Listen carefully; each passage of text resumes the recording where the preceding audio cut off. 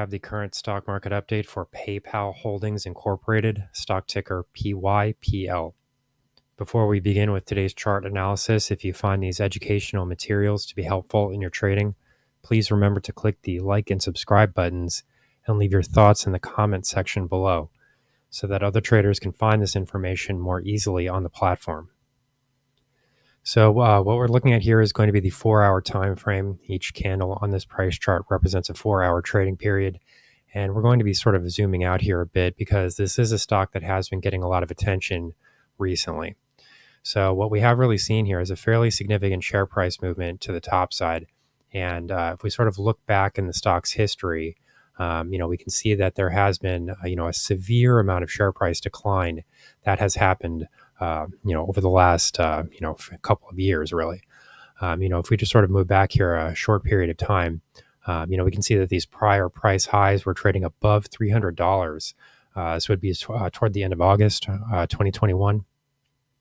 So, this is a lot of downside price movement here. This is really a stock that has been beaten up quite severely.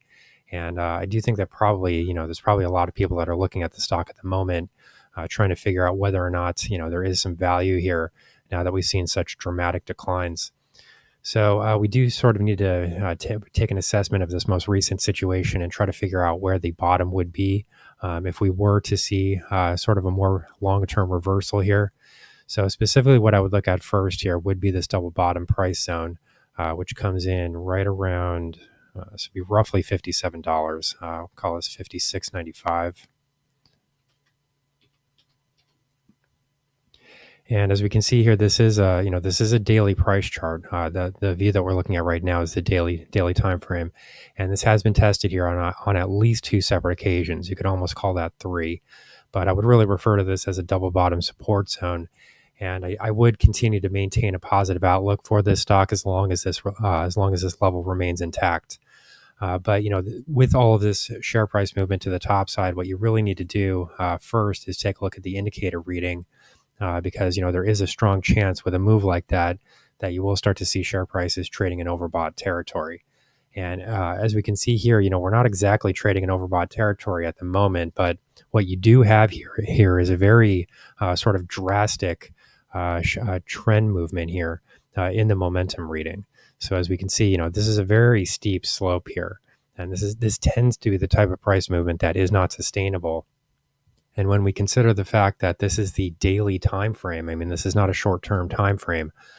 These indicator readings tend to be very important on this time frame. You also tend to not see share price movements like this momentum indicator movements that are this steep. I mean, that's not really a common occurrence. So it does look like we're starting to come under a bit of pressure here with this trend line, and it wouldn't surprise me at all if this started to break to the downside.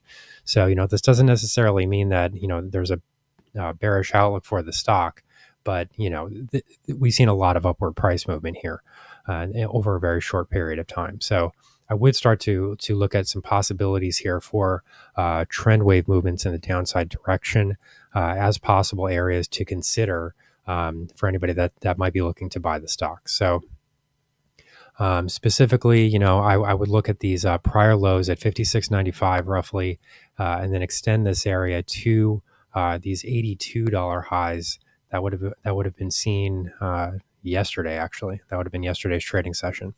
So $82 is the main level of resistance here. So we don't know if that's actually going to be the top, but if this is the top, we can start to look at some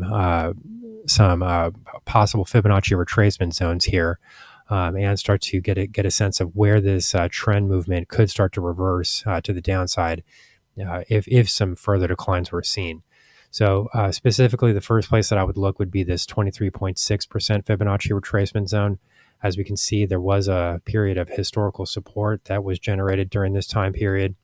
And if we do see a break below that 23.6% fib level, we would also be losing that historical support zone as well.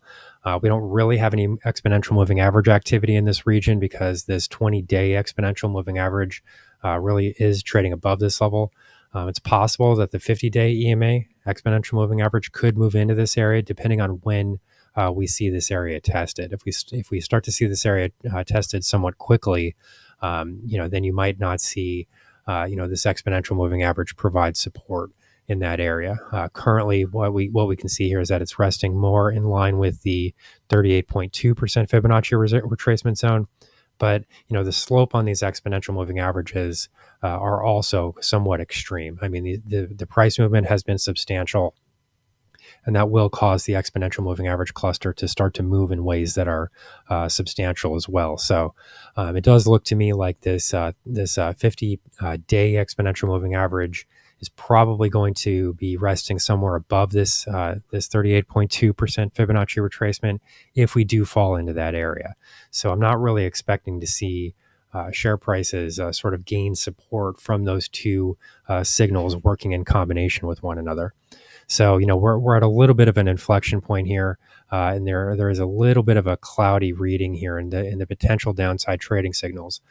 First, what I would be looking at would definitely be this 23.6% fib level, which comes in right around $76. These are kind of matching up with round numbers fairly closely. So this comes in right around $76. I would expect to see a test of that level at minimum, because I think that we're going to start to lose this momentum reading here somewhat soon. This is a drastic slope here, and it's going to be easy to break this area, and we could be on the verge of doing that right now. So I do think that we're going to see that momentum, that positive momentum, start to break here somewhat soon. Where we actually find support here is a different question. Could it be at 76, or could it even be, roughly 72.40, which would be where this 38.2% Fibonacci level rests? So sort of $72.40 could be another possible level to the downside to watch. But at the very least, I would be waiting for a bit of a retracement here, because I do think that some of this optimism is going to start to slow down here for this stock. Doesn't mean that we're not forming a base here. Doesn't mean that we're not forming a longer term reversal. All of those things could also be true. But I would wait for a pullback here before entering into this stock anytime soon. So here's the current stock market update for PayPal Holdings Incorporated, stock ticker PYPL. Our high value trading strategies membership is currently available for a limited time for only $9.99 per month. These high conviction investment strategies are characterized by superior risk to reward metrics that target massive market beating returns over time. Join now to outperform the market. Lock in this special introductory rate of just $9.99 per month for the entire lifetime of your membership, and start trading stocks with the pros.